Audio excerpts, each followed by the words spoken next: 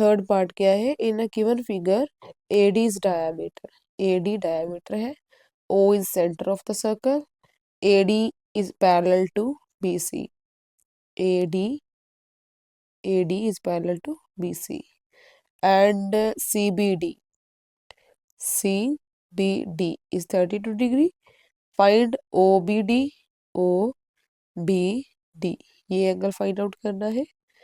दूसरा AOB, ये angle find out करना है। और तीसरा BED, ये एंगल फाइंड आउट करना है। सबसे पहले इसकी डायग्राम नीट एंड क्लीन करके बनाते हैं हमें। ये सर्कल है, इसका डायामीटर AD, सेंटर O, यहाँ पर अनदर कोड है BC जो कि AD के पैरेलल है। उसके बाद B को O से ज्वाइन किया गया है, B को D से ज्वाइन किया गया है, एंड ये एंगल 32 डिग्री है। BE यहाँ पर कोई भी पॉइंट E है, BE को ज्वाइन किया गया है एंड इस एंगल को भी फाइंड करने के लिए बोला गया है। तो सबसे पहले हमारा first of all O B D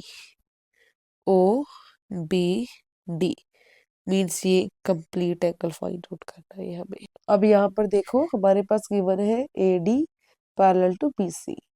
अगर ये दोनों लाइंस पैरेलल है तो ये BD ट्रांसवर्सल है एंड ये दोनों एंगल ऑल्टरनेट इंटीरियर एंगल है। अगर ये 32 है तो ये भी 32 होगा। दूसरा इस ट्रायंगल की बात करें तो OB एंड OD दोनों क्या है, radii of the same circle. ये दोनों रेडियस है, यहाँ से ये एक आइसोसेलेस ट्रायंगल बन जाएगी एंड ये दोनों बेस एंगल। अगर ये 32 है तो ये भी 32 हो जाएगा। अब इसके लिए हम कैसे लिखेंगे, यहाँ पर as AD parallel to BC ये गिवन है। दिस इम्प्लाई दैट एंगल ये DBC इक्वल्स टू एंगल ये BDO। क्या रीजन देंगे, ऑल्टरनेट इंटीरियर एंगल्स। ठीक है, रीजन देना जरूरी होता है। यहाँ पर अगर ये एंगल 32 डिग्री है तो ये भी क्या आ जाएगा, यहाँ पर लिखेंगे this imply that angle BDO equals to 32 degree. अब ये एंगल आ चुका है, यहाँ पर लिखेंगे in triangle AOBD, in triangle OBD इसमें OB equals to OD, radii of same circle.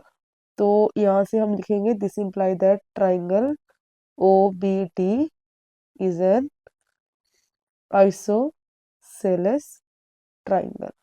अगर ये एक आइसोसेलेस ट्राइंगल है तो यहाँ से एंगल ये OBD इक्वल्स टू एंगल ये ODB। क्या रीजन देंगे, बेस एंगल्स।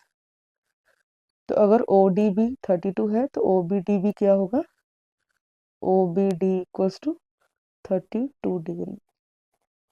ये हमारा एंगल आ चुका है जो हमें फाइंड आउट करना था। सेकेंड कौन सा एंगल फाइंड आउट करना है, AOB, AOB ये वाला एंगल, AOB ये एंगल। अब यहाँ से देखो ये दोनों लाइंस पैरेलल हैं तो ये BOB ट्रांसवर्सल है। इसका मतलब ये एंड ये दोनों एंगल क्या है, ऑल्टरनेट इंटीरियर एंगल। ये 32 है, इसको हमने फाइंड आउट किया, ये भी 32 आ रहा है। 32 प्लस 32 64। अगर ये 64 है तो ये भी 64 हो जाएगा। इसको कैसे लिखना है,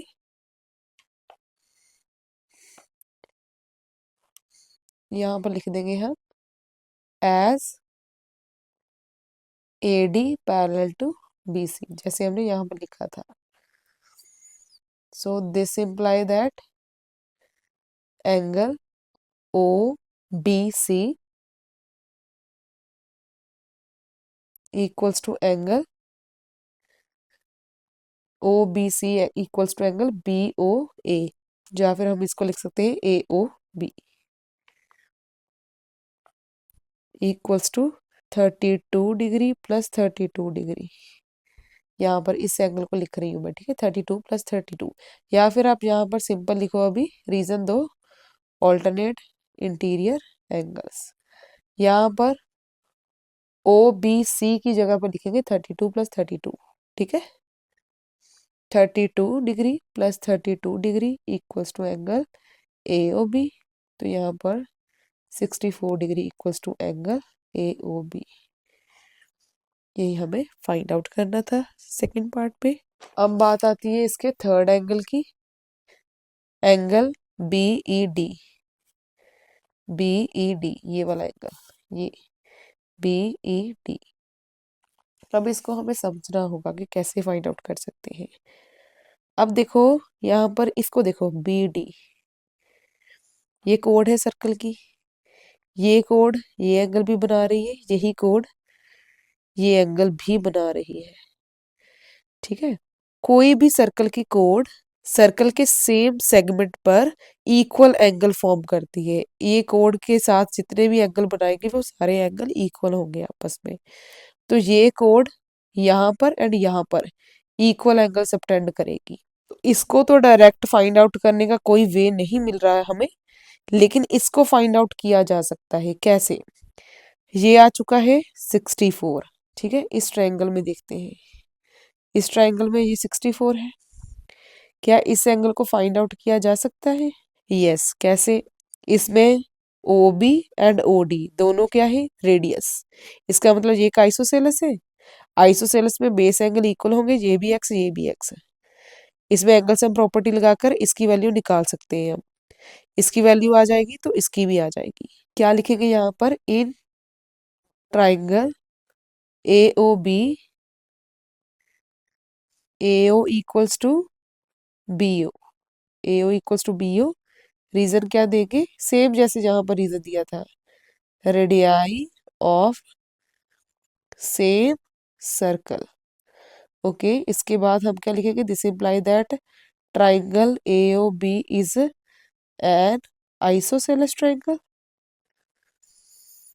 तो यहाँ पर लगाएंगे by angle sum property in triangle A O B. क्या आ जाएगा? एंगल ए plus angle B plus angle O. O angle इसको ए ओ बी लिख लेते हैं, A O B equals to 180 degree. A and B दोनों को क्या लिख लूंगी मैं? एक्स प्लस एक्स, क्योंकि वो दोनों एंगल इक्वल है, बेस एंगल्स हैं।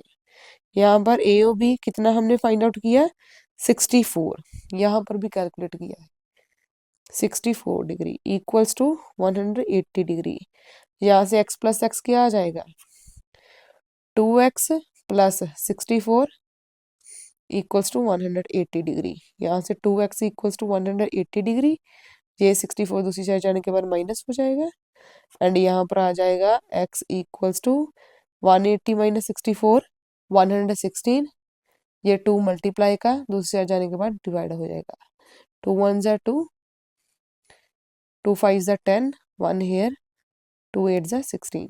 तो यहाँ से x की वैल्यू कितनी आ रही है? 58।